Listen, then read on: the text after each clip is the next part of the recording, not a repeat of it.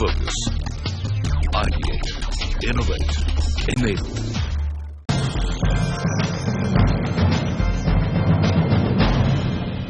Hello and welcome to another episode of our new series, India Risk Management Awards. We all know that businesses are fraught with various risks, external and internal. In the current global economic environment, identifying, managing and exploiting risks across an organization has become increasingly important to the success and the longevity of any business. Hence, it has become imperative for companies to put in place the right model to manage these risks. So how should companies go about doing that? To discuss this, I have with me Mrityunjay Kapoor, partner at KPMG, Alok Kejriwal, founder games2win.com, Sanjay Datta, Chief Underwriting and Claims, ICICI Lombard General Insurance, and Dr. Indu Niranjan, Professor, SP Jain Institute of Management and Research. Okay, Mr. Kapoor, let me begin with you. There's a research that shows that only 24 of the 100 companies in terms of market capitalization have formed risk management committees on their board. So would you say that there's a low risk consciousness today? Do you think risk management is just a notional concept? I think with most companies are now in the process of forming a risk management committee. I think it's an integral part of corporate governance. It's also what the Companies Act has alluded towards. So I will see a lot of compliance over the next year on this. Frankly speaking, when you talk about risk management and establishing a framework, what's important to understand is that risk is inherent in doing any business. So effectively, we need to make sure that risk is understood and considered across all levels of management.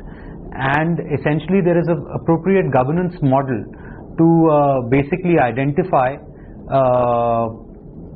quantify and monitor the risks that are there. Okay, but Mr. Kapoor, for Indian companies, what do you think is that first step or the first parameter to understand how to make that framework for risk management? See, the first step is really establishing the tone at the top, and it has to be the board activity. And has to have the board buy-in. The seriousness should come in from the board, and once that is there, then an effective exercise should follow through, which would essentially enable the organization to put forth their top 10 or 20 risks, which are around the external environment and also the operations and the profitability of the organization. Okay, Mr. Kejriwal, if I can come to you, he said that, okay, is that how you do it, chart out the 10 top risks, and how do you kind of gauge the risk appetite of the organization? So, in an entrepreneurial startup business, especially digital tech, which is where I represent, and I've worked for 15 years, we only take risks. We don't know what safety is. So it's a different thing. We need to actually be tutored into being safe. And to put it, literally, we take big bets. So if, for example, I run a games company, and 2008, when I saw mobile phones in everybody's hand, the question was, should we risk being mobile or should we keep being desktop? This is a company at risk. And we said, hey, you know what, it's going to be mobile. Let's put all our eggs in one basket. So companies like ours is all eggs in one, not some eggs here and some eggs the other, and hold the basket carefully. The venture capital that we receive is called risk capital. It is meant to be destroyed, so that if 100 destructions, one emerges. And the entire company that I run, about 100 people, my biggest grudge is, why did you guys take risk? So is that also because you have not communicated that risk appetite across the organization? How do you communicate that this is a risk appetite? Right. So that's a great point. And it's not about, of course it is communicating, but it's also saying that the business that tech, digital, new age economies are all about going into the unknown. It's like saying, did you tap on the door without knowing who's behind it? That's my business. I want people to tap on the door. And classical risk says, first find out who went inside before you tap on the door. So the challenge with risk management for people like us is, we don't know where to stop. And if we slow down, we're extinct. Having said that, I think there are some top metrics that we measure all the time. And if you're saying, these are the 3 things that appear on your dashboard, and you have to make sure that they grow, and the risks attached to those are X, Y, and Z, then CEO, I mean, that's the guy who literally wakes up at night figuring out why those risks are in or not. And I mean, if you're not at the top, you're nobody.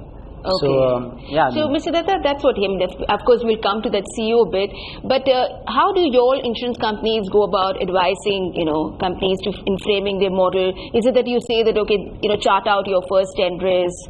I think that's a great question. Because we ourselves manage risk. We transfer risk from companies. Yeah. The question, when we transfer risk, we have to identify what are the risks which different companies have. And like he correctly said, different companies have different appetite for risk. And they're in the nature of where the risk lies.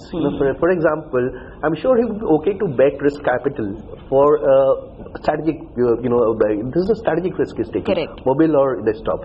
But he would be okay if he lost that capital, if a flood happened and his office got destroyed and all that. That I'm sure he would be safer transferring it. Just give an example. So strategic risks are like within the organization. So within the organization, and you take bets based on your appetite for risk. There are all sorts of other risks which are emerged, which I'm sure he wouldn't like the business to go down. Let's say one of his independent directors tomorrow he lists and get attacked by rogue shareholder on some issue which could cost a lot of defense costs. I'm sure he would want some sort of directors and officers policy for that actually. Which takes care of those kind of risks. So there are risks which you bet your company on, there are risks which you don't want to bet you. That you want to transfer your risk actually. That's what insurance companies keep evaluating as we go forward. And we have a very simple measure and we keep telling that. What are your balance sheet, risks? Balance sheet in the sense that your company is going to blow out. If you don't keep that. Keeping an earthquake risk on is like balance sheet destroyer actually. So you better transfer it. The cost of transfer is very low. Why keep it on? You bet all your money on the right things, which is your business. Correct. So the other one is P&L protection. And we look at it in that context. P&L protection is, does it give stability to my P&L? How much extra cost do I, get for, getting this extra claim from you and all of that, or whatever, to mitigate a risk or whatever it is. Can I do this low cost item to, take care of this risk? Some risks are not meant to be kept in an organization, meant to be pooled. And that's what we keep on propagating. This is meant to be pooled worldwide across the thing. So that, the airline went down, worldwide, everybody paid for it. 1% each for that Malaysian air. That's how we were able to pay back very quickly, and the business got going again. Dr. Niranjan, in your institute, SPJ, Institute of Management, has risk management become an important part of the curriculum? Yes, it has become a very important part of the curriculum, but I would like to put it this way.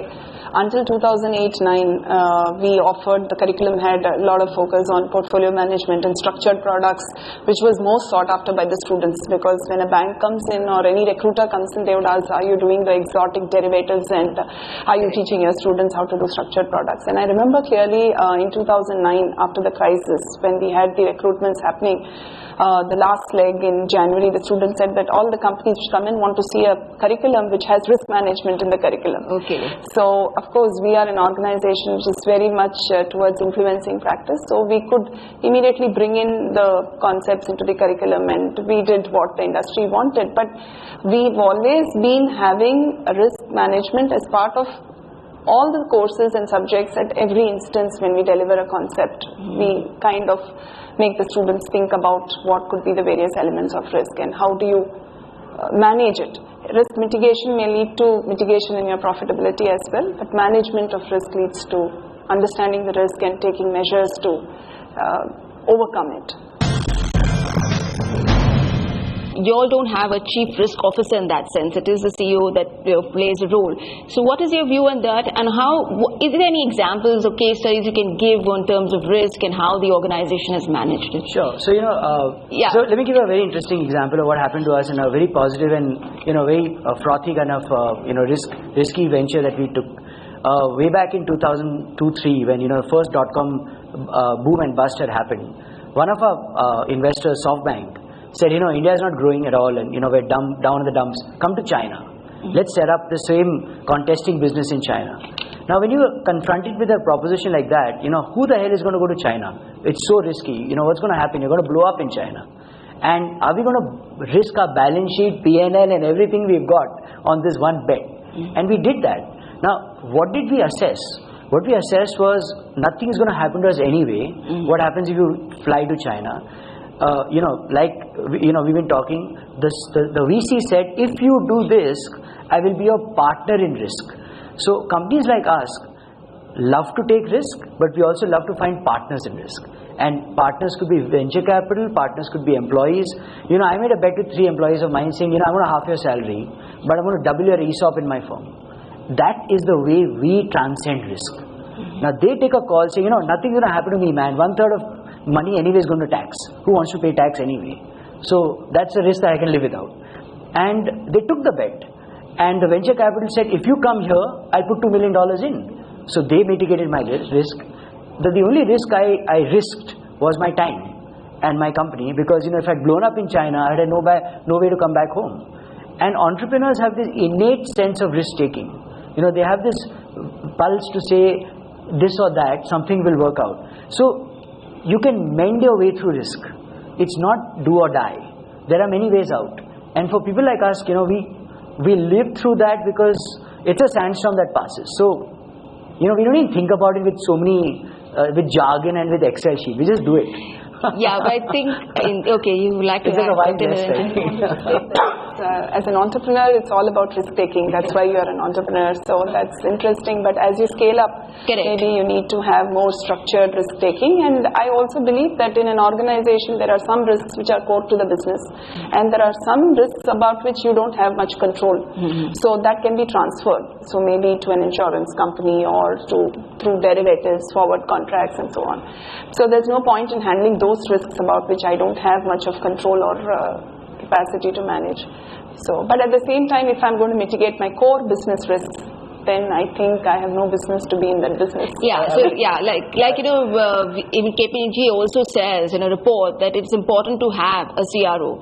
So as a company grows big, how do you have a CRO like a CFO and all, and give that importance to risk management as a whole? So as I always say, I agree totally.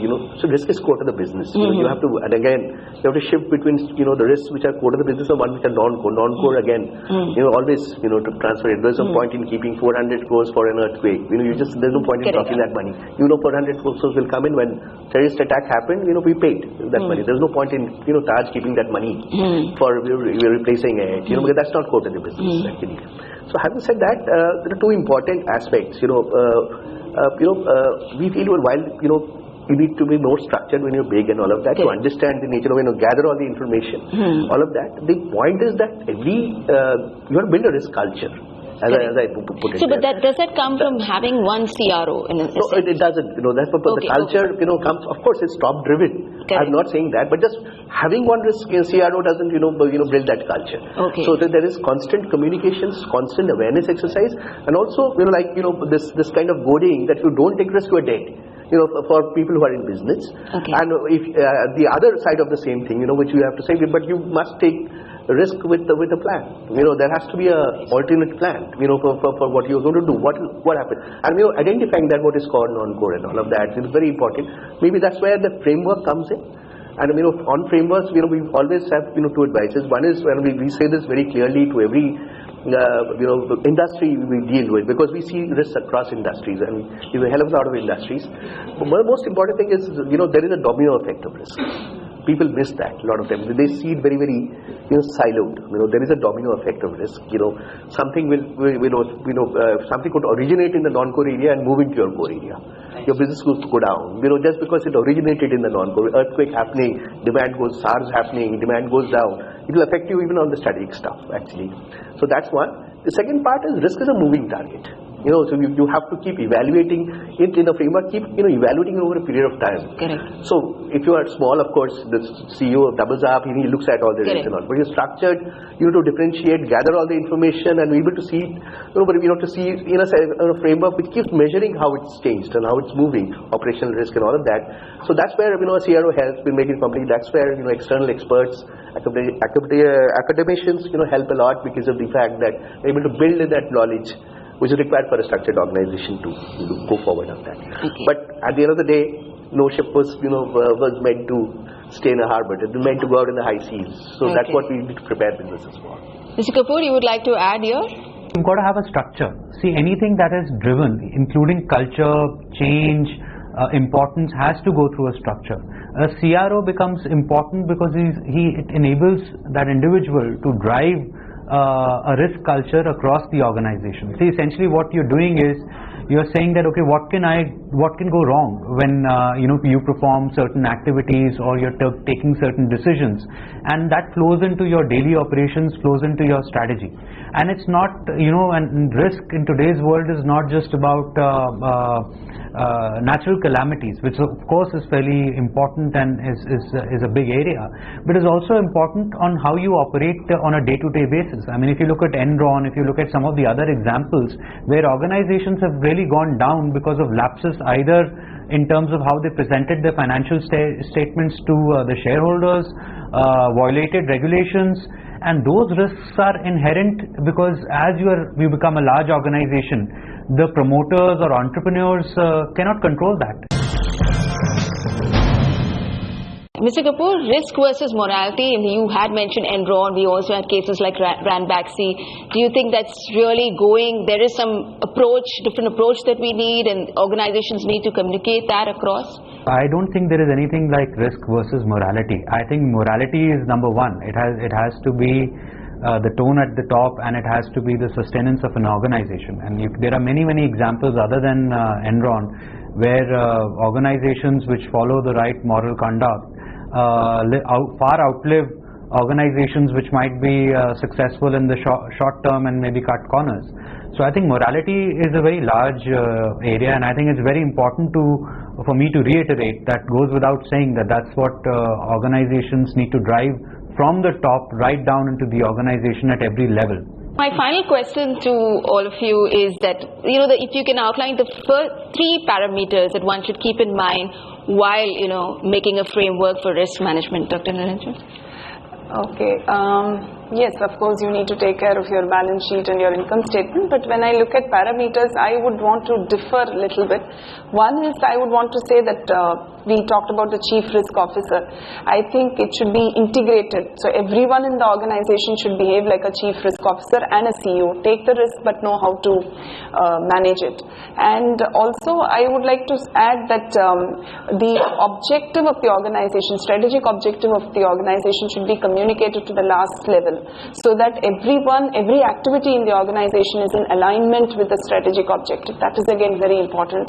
And lastly, I believe that in this dynamic environment where things are changing so fast, there is no point in predicting the unpredictable, but rather let's be prepared to face the outcomes. So be more innovative, more adaptive, more agile. So I'm ready to take the risk, but at the same time, don't lose out on measuring things which can be obviously measured. Okay, Mr. Datta, what are the 3 things that you... So one is, of course, the most important thing is try to understand your risk, know your risk in that sense. And it's important to, just shift through the, point where, it's not core, and, hence, there are experts and you just use them to, take care of it. So I'm not a cybersecurity expert, so I definitely use a cybersecurity expert to manage my server and all that. The second part is, the more important point is, I use this word, while you have controls and all that, I would go with the fact that when you're building a risk culture, you would also have a listening culture, which basically means you have to pick up signals. So I was just framing, the three C's came to my mind. And the first is communicate. A lot of people who pick up risk signals fail to communicate it, and that's where it blows up. Everybody sees risk. It might be a risk and it happens quickly. Say it out. The second thing is calculate. I think a lot of people just don't understand the calculation of risk. Correct. Everything is mathematical when it comes to business, and therefore it's calculable. And the final is conversion. I want to reward risk taking. I don't want to be protecting it. So if I can say, I took this risk, I calculated it and I converted it into X and Y. Hey, you're my guy, you're the next CEO. So if you do the communication, if you do the calculation, you convert it, I think we've got a great risk framework for at least startups. Yeah, so not only managing risk, managing opportunities. Absolutely. Yeah. Mr. Kapoor, what would you say are the 3 things that one needs to keep in mind when making a framework for risk management? So the number one is really having a governance structure, which would mean right down from the board to the CEO, CFO, you have a structure in terms of how will you understand, quantify, measure, monitor risk, have a structure in place within the organization. The second is to have policies and procedures around it in terms of saying that, okay, now we're talking about risk, but there are certain risks which can be measured or monitored or quantified based on policies, procedures. And then the last component is really getting assurance that, you know, the structure that you're building is really working, which could be a part of a management control function, which could be your internal audit teams or your security teams, you know, all of those. So I think these three are important components of a good risk management framework. Okay, yeah. So all organizations need to have a risk culture. They need to pick up the risk signals, but not only pick up, but also communicate it to the entire organization. Well, that's all we have time today. Thank you.